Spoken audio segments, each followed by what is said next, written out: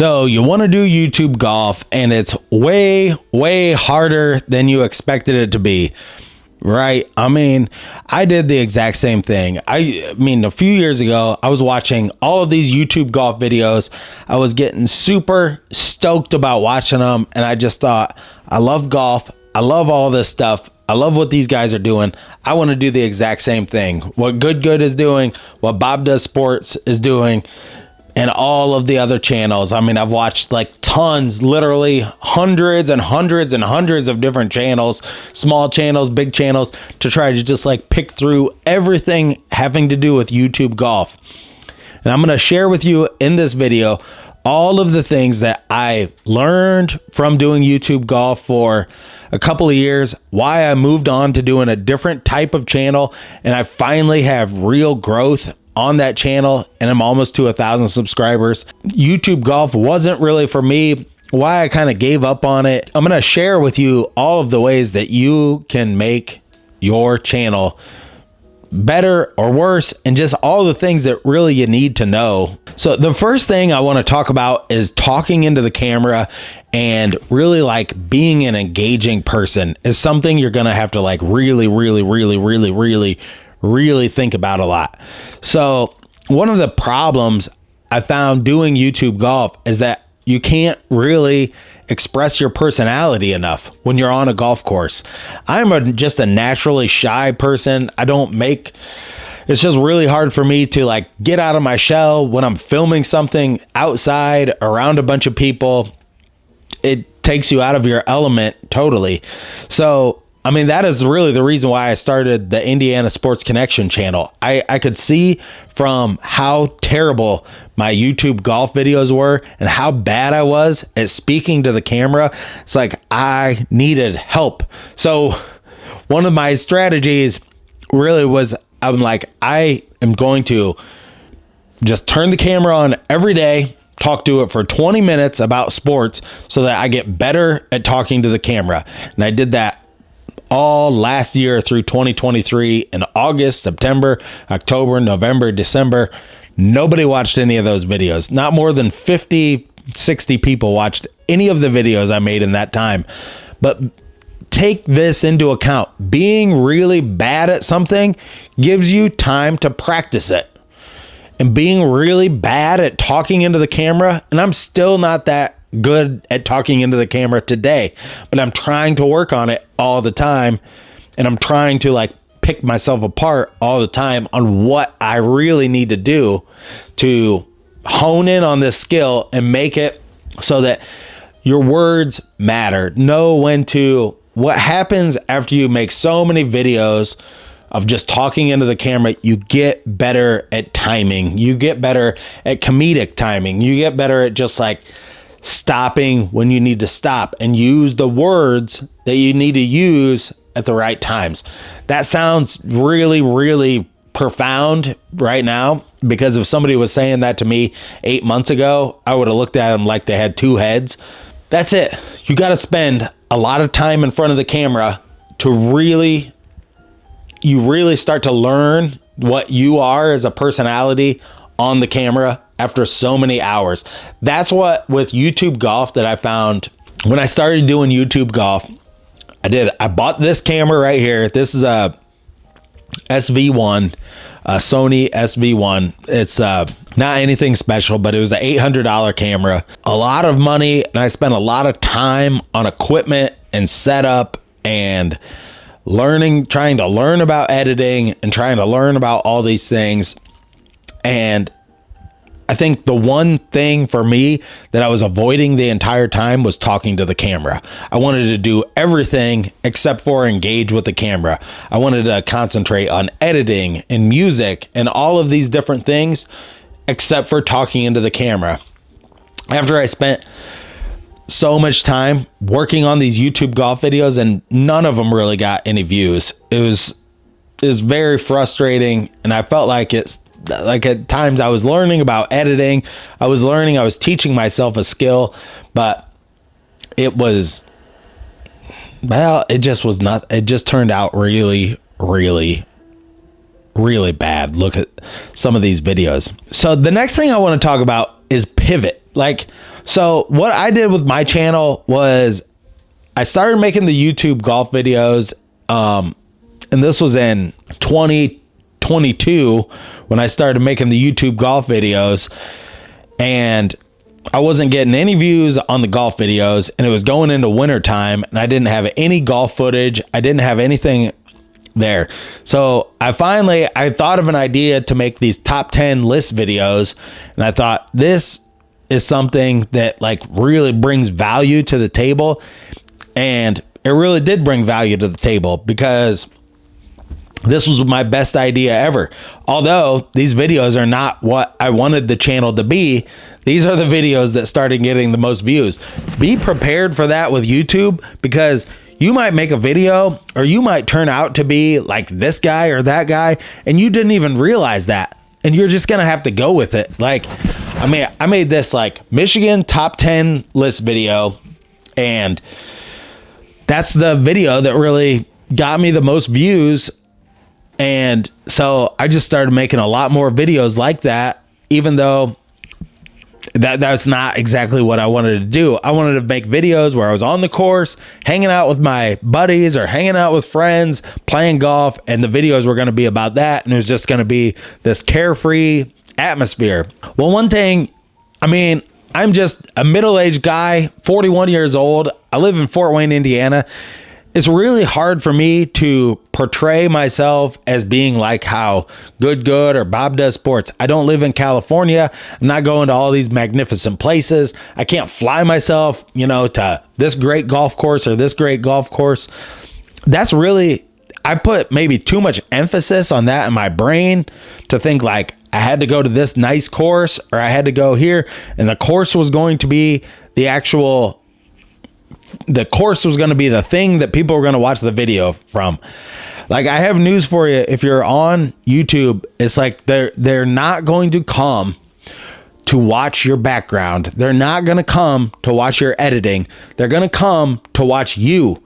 And you have to get better at communicating how you are a quality person, how you are a quality individual. Like, all of this stuff matters and matters and matters more and more, to the point it's really the quality of your personality that is going to set people to watch your YouTube golf videos or not watch your YouTube golf videos. That's really the bottom line. I mean, I wish it was better than that, but when I was shooting my YouTube golf videos, it was so excruciating to try to think of things to say on the golf course, think of things to say. Like, I needed scripts, I needed ways to make things funny, I needed all of this stuff to really be planned out ahead of time. I needed to be there to be like a certain amount of preparation before we would shoot the videos. And that just really wasn't there. It really, like, I collaborated with several different groups: Lateral Hazard, T-Breeze Golf, No Gimmies Golf. None of those videos got any views. And at that time, I was like really so discouraged by how badly the videos were being made and everything. I just like could not like bring myself to do it anymore. And then I kind of just saw myself going in a different direction. So don't be discouraged if you're doing YouTube and it's like you're just kind of like at that point where you're thinking like, I don't want to make these golf videos anymore, or whatever you're doing. I don't want to make these cooking videos anymore. Then find something that you're more passionate about, that you actually care about, and you don't have to be like a good actor to do it. That's really what I found with Indiana Sports Connection channel. Like, Indiana basketball was something I was already passionate about. It was something I was already like really fired up about when I watched the games, and I just turned the camera on when I would be in that state of mind, and I recorded myself then, and it just came off as much more natural. The more time you spend talking to the camera, the less cringe it becomes. And I'm only like, right now, I'm at like 2% good enough to at least make the video so you just won't turn it off, compared to my old retention rate, which would be like 30 seconds, 40 seconds. Like, they didn't like the video because the video really sucked. It wasn't like, and your personality in the video really sucked. It wasn't because they hated you so much. It's just people's brains are wired to be, when you do something, you look uncomfortable on camera, it's uncomfortable for the person watching it as well. And maybe you're uncomfortable watching this video and you're going to turn it off right now.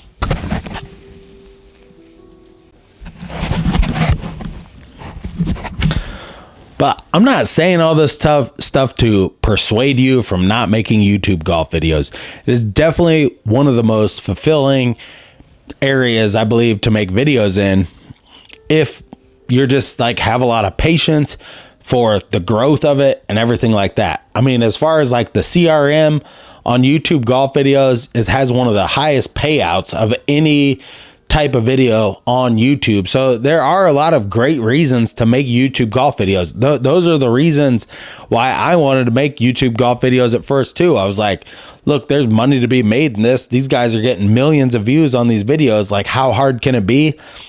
And as it turned out, it was way harder than it seemed, because it is like an octopus, like something. I mean, I did not have really anybody to help me with my videos. I used a tripod. I like had like a person, you know, here or there that could help me. But I mean, when I watch these videos now, like of Bob Does Sports and Good, I think to myself, like, those guys, because they're proven, like Garrett Clark is proven, he is a very, very engaging guy on camera.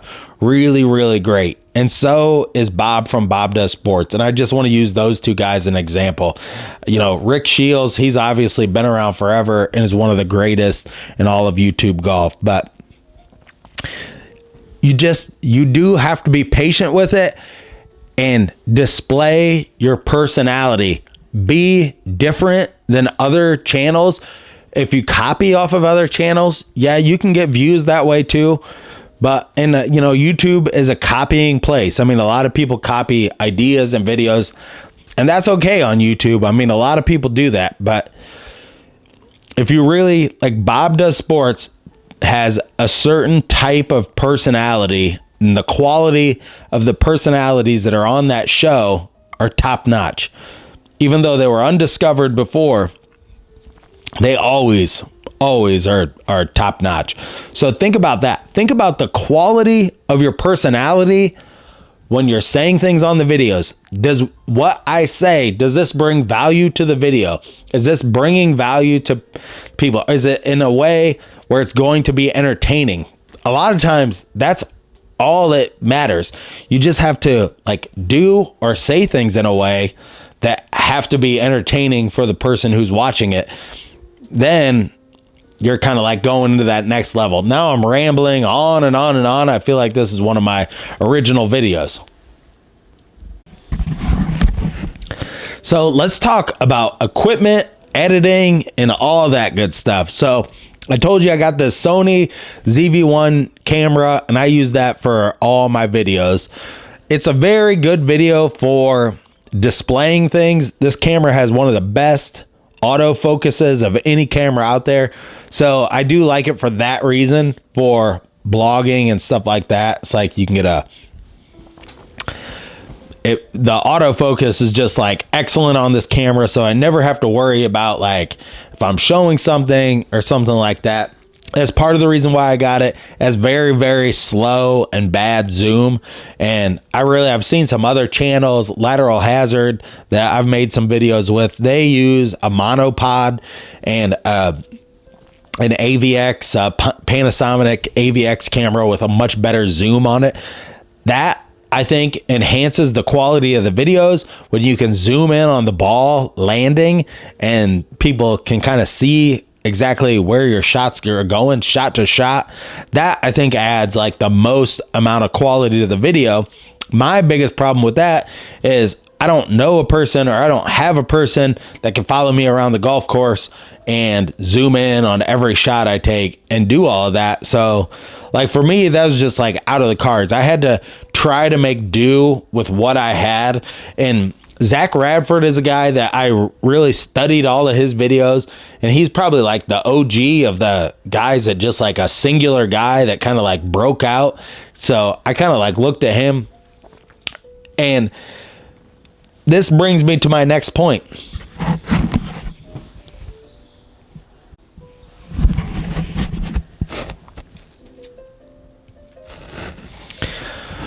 The quality of your golf game, the quality of your swing, the quality of how you can relate what you do on the golf course to all of the people out there.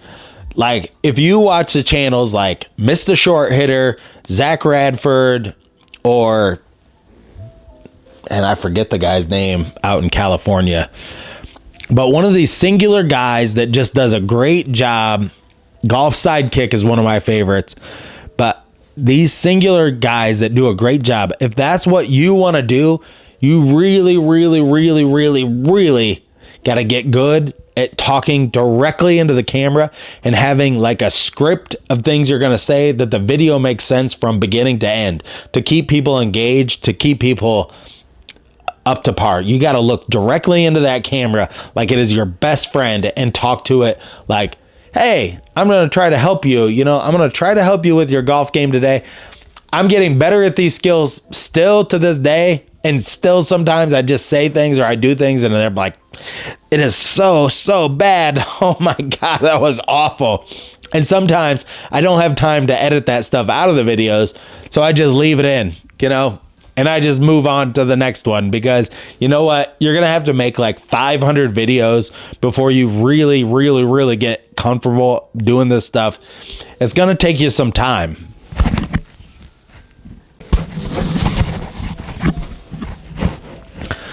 So for the last like 3 months, I've been running this Indiana Sports Connection channel, and it has taught me a ton about YouTube. I mean, from just getting like 100 some comments on every video, it's really taught me a ton about like how to structure my videos and then how to kind of like use the thumbnails to make like it enticing. The best way I can think about thumbnails these days is how I really try to think about it is like every time I go through the grocery store, I always look at like the National Enquirer, the magazines, all those. Your thumbnail is practically, it's like a magazine cover. It's got to be the thing that really like pulls people into your video. And then when they click on that video, they say, he's talking about exactly what I thought he was going to be talking about. Or if you're really smart, you might tell a story about something and you get the people to just be engaged in the video before they even realize that that's what you're doing. That's what you're really doing. They're like some of the best YouTubers I've seen out there are the ones that I've literally clicked on their video. They start telling a story and 2 minutes later, I forget what video I even clicked on because I'm wrapped up in whatever they're talking about their day or something like that. That is just kind of like not a bait and switch tactic, but that will draw people in to your videos, to your personality, to everything like that if you're able to do that. Now, like when I look back on myself talking on camera, I was way worse than I am now. I had no confidence whatsoever. And also my voice has changed from doing it. Let's talk a little bit about the equipment now next.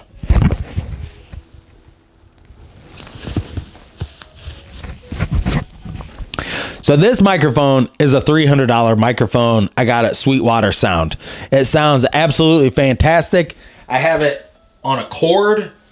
This cord is connected to the camera. Actually, when I discovered this setup and this light right here that I got at Walmart for like $20, when I discovered this setup, it totally changed my life.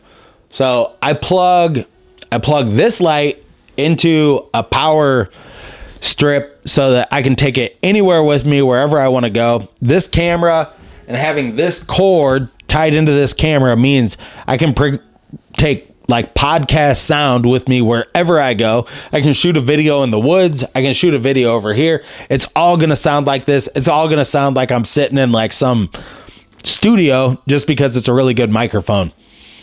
Now, you don't have to buy like super, super expensive microphones. I have this.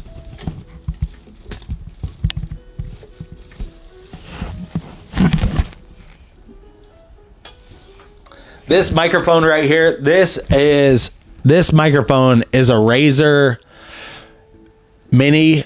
I got this at Best Buy. It's $40. So, and it actually for $40, it sounds absolutely fantastic. You talk into the front of it, you got to make sure you talk into the front of it, but a cheap microphone like that is going to go a long, long ways towards making your videos better. Audio is way more important than video is in these videos. If your audio is very good and the quality of your voice is very good, people will stay tuned in longer and they'll be more interested in what you have to say because they can understand everything that you're saying and they want to hear what you're going to say next because the quality of your personality and the equipment that you're using is top notch.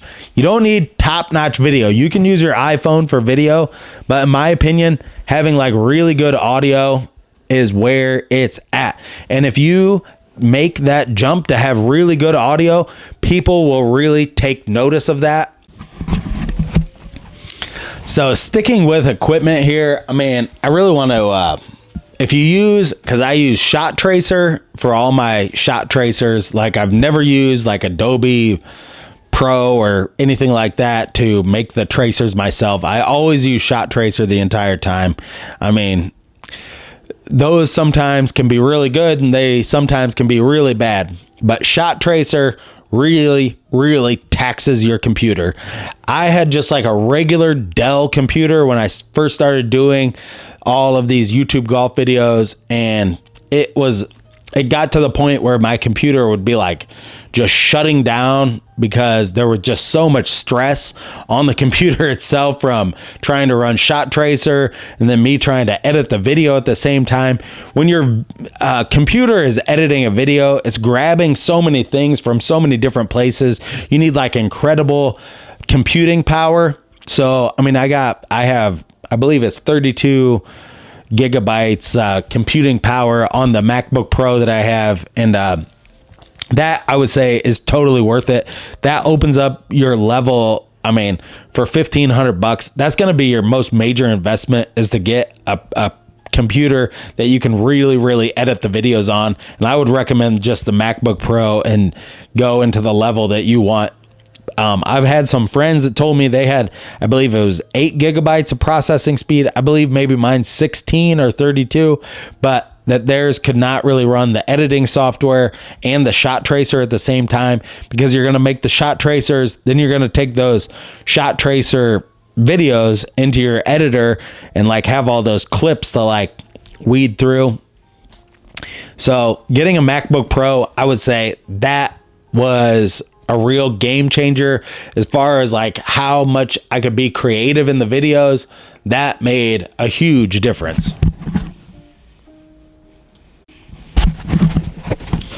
And the next thing I want to say is just try to have fun with it. I mean, I did not have fun when I was filming the videos on the golf course.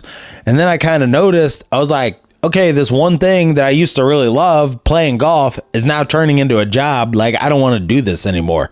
So it may seem hard to even do, but try to not take it so seriously. Try to just have a good time when you're out there on the course.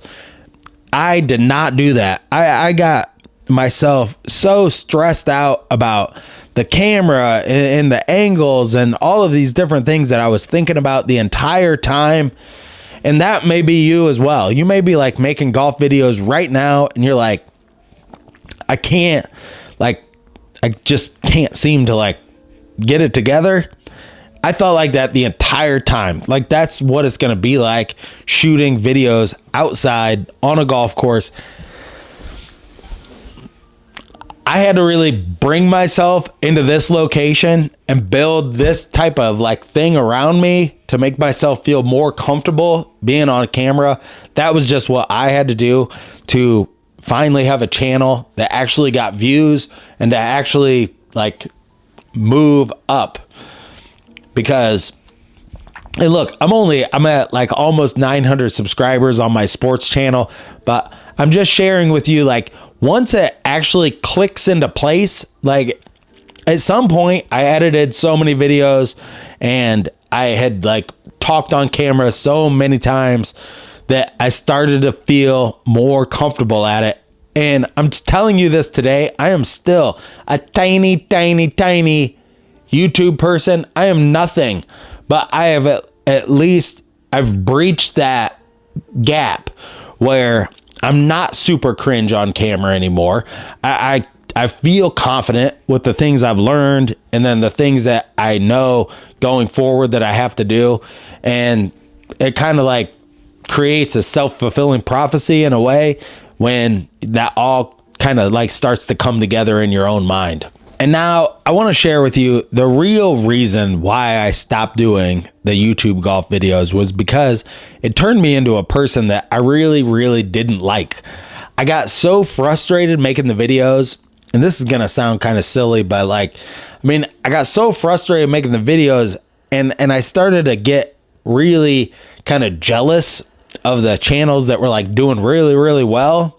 And I could see so many obstacles in my way between me actually being able to make a golf video like some of these guys were, like having a drone out there, just all of the different things, like multiple camera angles, how they edit the video. I could see there was just like a huge gap in between like the videos that I was making and the videos that I wanted to make. And that made me really kind of jealous of the guys that were making the videos. And at the same time, I just kind of got burned out on studying YouTube golf and all of those things at the same time. So don't let that happen to you. Don't waste your time not talking to the camera. That would be my main thing to you. You have to start every video. You have to talk directly into the camera and you have to convey to the people out there. I used to sit, and you can watch some of my early Ginger Stash golf videos. It's like I used to sit far away from the camera because it made me feel more comfortable. I used to like not have this microphone. I used to like talk into this microphone, and all of that time, it took hours and hours and hours of being on camera before I finally like got through it. Because what would happen to me most times when I turn the camera on is like, I'd think about all the people I was making the video for. I'd think about all the pressure I was putting on myself to do it. I'd think about all of these things that were really not related to the thing I was trying to convey to the people out there. Really, what the things that I was thinking, that was the obstacle. I had to get over what I was thinking to get better at talking on camera, to make the videos better. And then YouTube then just will start eating your stuff up once you actually make like a real natural video. So I hope this helps you with YouTube golf. I mean, I have not posted a video to this channel in some time. And if you're struggling with YouTube golf out there right now, I would say don't get discouraged. Or if you want to pivot to something else, you can pivot to something else. But thank you so much for joining me on this Ginger Stash Golf Company video. And until next time, stay classy out there, golf fans.